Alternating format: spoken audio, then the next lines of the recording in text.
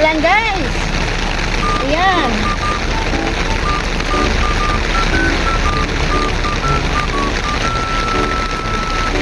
Nahulog yung kahoy guys. Buti na lang, nakailag ako. Ang laki pa naman. Kung hindi, bagsak talaga sa ulo ko. Disgrasya talaga si Inday. A few moments later.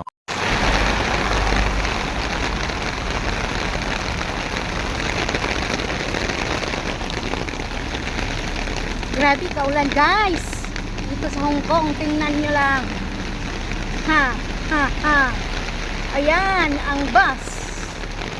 Wow, bus. Ayan, inutusan ako ng aking amo bumili ng soup. Buti na lang guys, hindi na tama yung kahoy sa akin. Nahulog. Buti nakailag ako. Ang laki pa naman.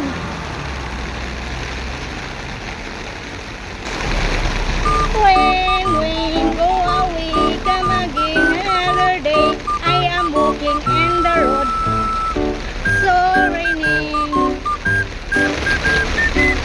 Grabe, ang lakas ng ulan.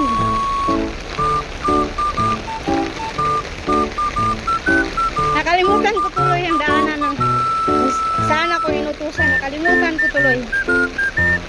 Kaloka.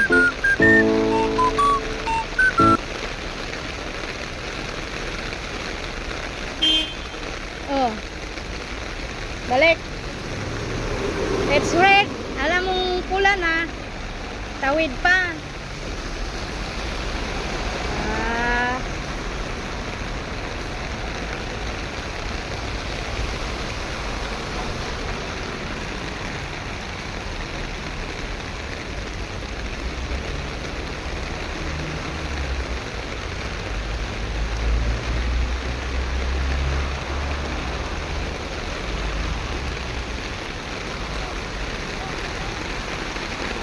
Grabe dyan siya kaulan guys.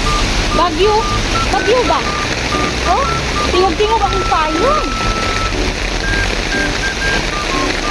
Bukas, aalis yung amo ko at alaga ko. Pupunta siya ng China. 3 araw. So si Inday lang mag-isa. So okay din guys kasi holiday naman sa Saturday and day off ko sa Sunday.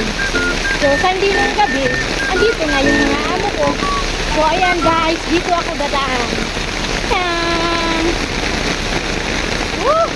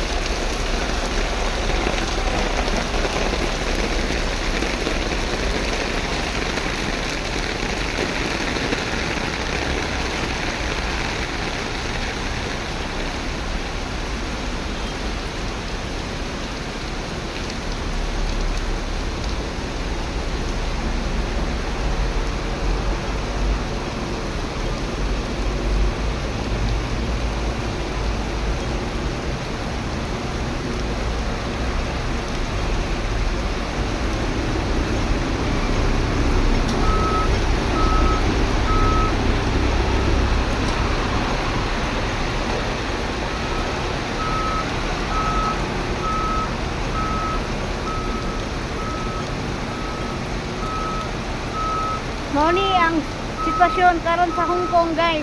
Napakaulan niya guys. So ay green na pala. Hindi ko na malayan. Tawid kaagad kasi delikado dito. Bawal mag-blink, bawal tumawid. Hulihin ka. So ayan lang muna guys kasi napakaulan. Grabe. In fairness guys. Bye bye. Thank you for watching.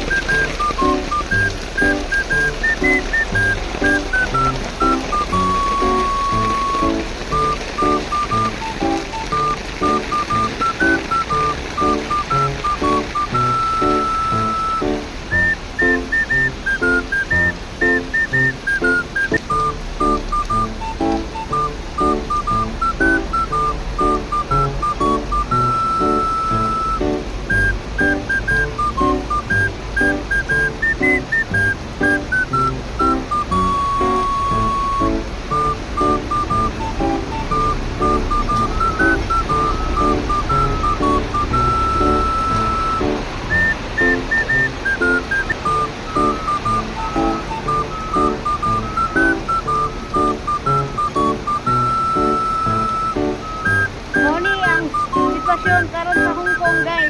Napakaulan niya guys. So green na pala. Hindi ko na malayan. Tawid kaagad kasi delikado dito. Bawal mag-blink, bawal tumawid. Hulihin ka. So ayan lang muna guys kasi napakaulan guys.